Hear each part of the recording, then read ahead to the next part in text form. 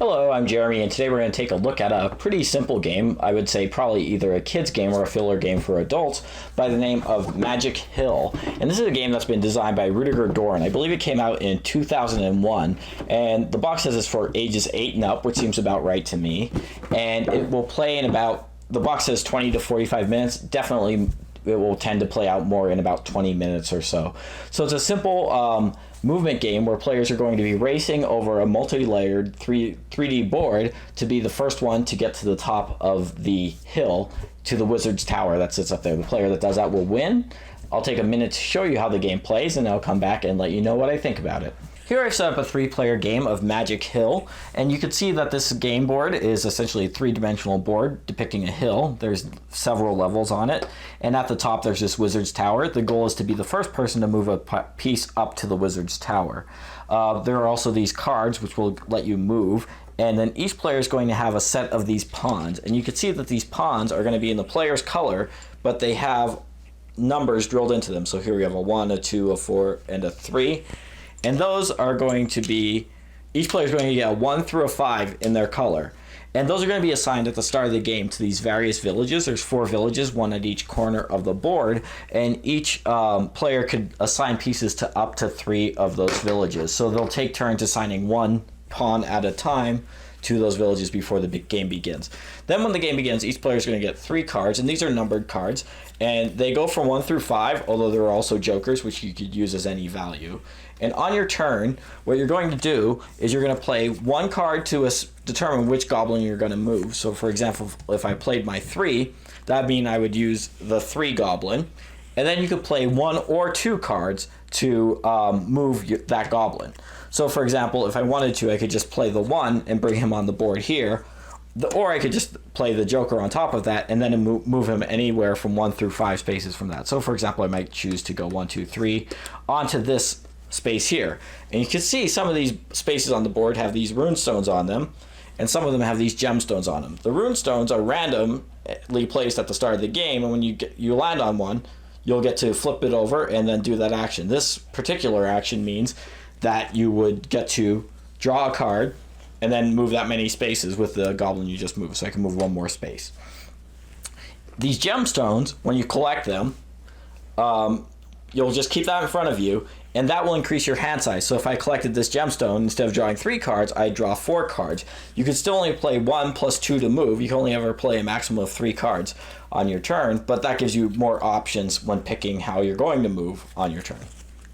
So players are going to just essentially be doing this. Some of these other spaces here, they have things like this goblin. If you unveil that, you'll get sent back home. There are these secret passage tiles, which look like that, which allow you to hop up levels, which is really the objective of the game. So how are you going to do that normally? So let's say this player's here, and then it's the green player's turn. They might choose to move their 2 space, their 2 piece, which is right here, and then let's say they go 3 spaces.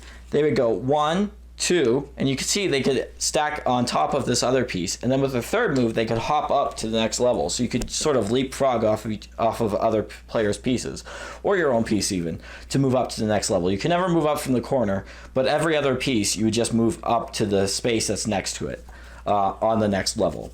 And that's how players are going to scale the heights of this tower to be the first one here. So if a player is using one of these passageways, they can move without another player there. So a player would be able to move from here to the top and win the game.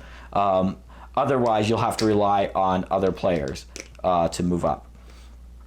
I should note that if you end your turn on top of another piece, that player is not able to move. So that's one way you could also block your opponents.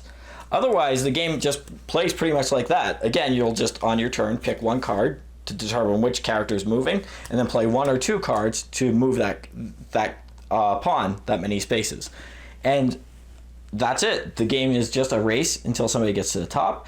First person to do that wins. There's some other token types. I'll show you some of those. There's a crystal ball. If you get that, you get to flip 3 of the other pieces over, and those will just remain flipped over until this piece comes up, which is a tornado. And if you flip that over, any face-up pieces are going to get face down.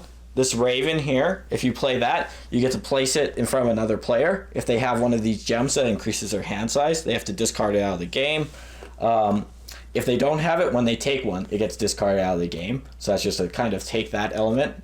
Otherwise, I think that's really all there is to the game. It's just a simple, pawn movement game, and it's a race game with the player going to, race to the top of the hill.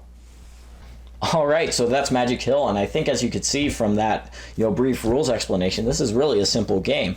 It's at its core something as simple as Chutes and Ladders or Candyland, but because of the way that you move those pawns with those cards, there's a lot more control over the outcome when you're playing. Because you'll always have 3 cards at least to choose from. You'll always have some choice in the matter about what pawn you're moving and how far you're going to be moving it.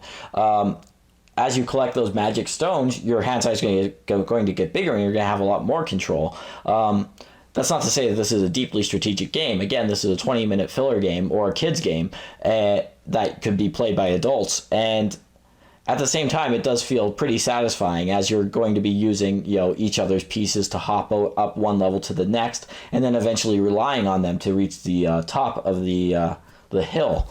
So the game is, at its core, very simple, and there's some strategy in whether you want to just try to get to the top with just one piece and rely upon other players, or if you want to get multiple pawns scaling that hill at the same time, so you could just make that last leap yourself.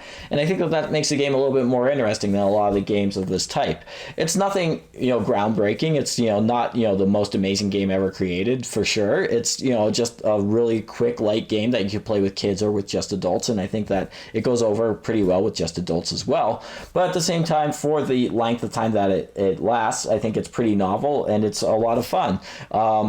Certainly the components are great, especially for a game that was made back in 2001. I like the 3D nature of the board, and I like the unique pawns that have those numbers assigned to those. I mean, the board calls them goblins, but they might as well be anything.